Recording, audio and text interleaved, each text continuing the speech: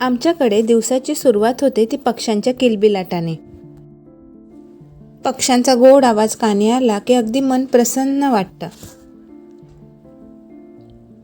माझी सगळी कामं आवरून मी किचनमध्ये आले आणि नेहमीप्रमाणे एकच प्रश्न डोक्यात आला, आज नाश्त्याला काय बनवायचं? सहज किचनमध्ये नजर फिरवली आणि लक्षात आलं फ्रीजमध्ये थोडंसं पनीर आहे.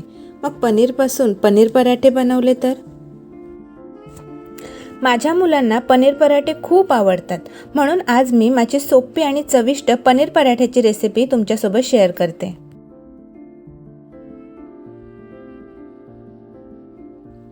इथे मी 1.5 वाटी गव्हाचं पीठ घेतलं आणि त्यामध्ये चवीनुसार थोडं मीठ टाकून घेतलं. आता हे पीठ आपण मळून घेणार आहोत. मी थोडं पाणी घालून पराठ्यासाठी पीठ मळून घेते.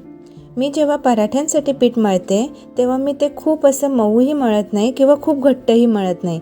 मध्यम कन्सिस्टन्सीमध्ये मी ते पीठ मळून घेते.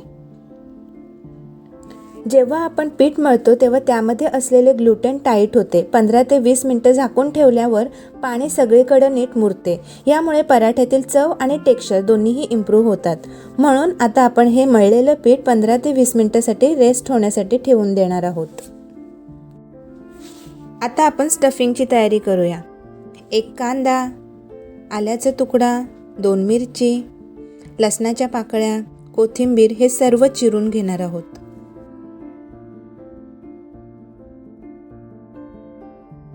इथे किसून घेतलेल्या पनीरमध्ये मी या सर्व चिरलेल्या वस्तू घालणार आहे. थोडीशी मिरची, किसून घेतलेलं आलं, 2-3 कापून घेतलेल्या लसणाच्या पाकळ्या, कांदा आणि भरपूर कोथिंबीर. आता आपण त्यात मसाले घालून घेऊया. चिमूटभर हळद, त्यानंतर लाल तिखट,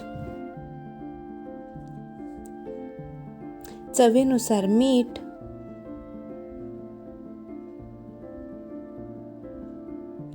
धणे जिरे पूड, आमचूर पावडर, थोडासा गरम मसाला, कसुरी मेथी हातावर क्रश केली आणि स्टफिंगमध्ये टाकले. आता हे आपण छान एकजीव करून घेऊया, मिक्स करून घेऊया.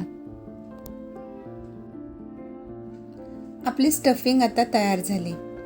आपण जे मळून ठेवलेलं पीठ आहे त्यातून थोडंसं पीठ मी काढून घेते आणि त्याचा गोळा तयार करून घेते. थोड्याशा पिठातला हातावर गोल गोल फिरवून त्याचा गोल गोळा तयार केला आणि बोटाच्या साहाय्याने त्याला वाटीसारखा आकार देऊन घेतला. त्यामध्ये भरपूर स्टफिंग घालून घेतली आणि आता आपण हा गोळा बंद करून घेऊया. हा बघा, असा गोल गोल फिरवला आणि त्याचं जे तोंड आहे ते बंद करून घेतलं. छान व्यवस्थित बंद करून झाल्यानंतर दोन्ही बाजूला थोडंसं पीठ घेऊन हातावरच असं फिरवून घेतलं, जेणेकरून आपली जी स्टफिंग आहे ती कडांपर्यंत पोचली जाईल आणि त्याला पटकन लाटून घेतलं.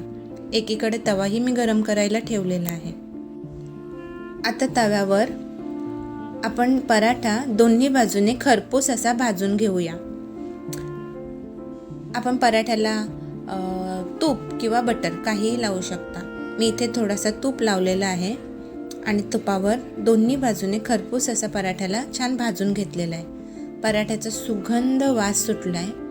पराठा भाजताना त्याचा जो वास येतो ना, तो मला खूप आवडतो. वाव! अशाच पद्धतीने मी बाकीचे सर्व पराठेही करून घेतले आणि त्याला तुपावर दोन्ही बाजूनी छान भाजूनही घेतले. काही जण यामध्ये चीजसुद्धा ॲड करतात, पण मी इथे चीज ॲड केलं नाही. पनीरमुळेच त्याला क्रीमी असा टेक्स्चर आलेला असतो, त्यामुळे मी इथे चीज स्किप केलं. तुम्ही जेव्हा पनीर पराठे करता तेव्हा कोणत्या पद्धतीने करता? काय अशाच पद्धतीने करता का? तुमची पद्धत मला कमेंटमध्ये नक्की सांगा, मला वाचायला खूप आवडेल. हे गरमागरम पराठे तुम्ही दह्यासोबत, चटणीसोबत किंवा लोणच्यासोबत सुद्धा खाऊ शकता. हा जर व्हिडिओ तुम्हाला आवडला असेल तर लाईक, शेअर आणि सबस्क्राईब करायला विसरू नका. पुन्हा एकदा अशाच नवीन रेसिपीसोबत भेटूया. तोपर्यंत बाय.